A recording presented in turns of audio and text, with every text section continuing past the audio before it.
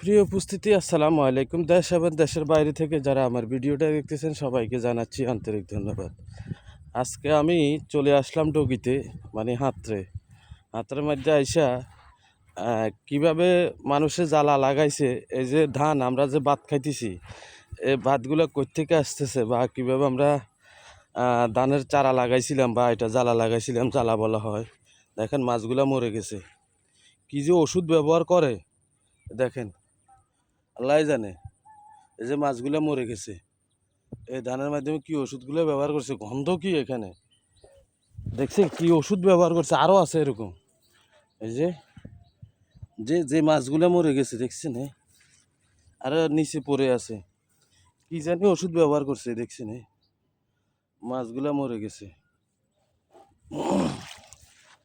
আমি কিন্তু এখন কিভাবে ধান লাগাইতেছে এটা দেখাবো। এটা তো লাগানো হয়ে গেছে, এটার মধ্যে কালো হয়ে গেছে দেখেন, কি জানি ওষুধ ব্যবহার করে রাখছে। যাক, এখান থেকে বিদায় নিচ্ছি। আরেকটা ভিডিও আপনাদেরকে আমি দেবো, কিভাবে লাগানো হয় বা কিভাবে লাগায় মানুষে, এটা আপনাদেরকে দেখাবো।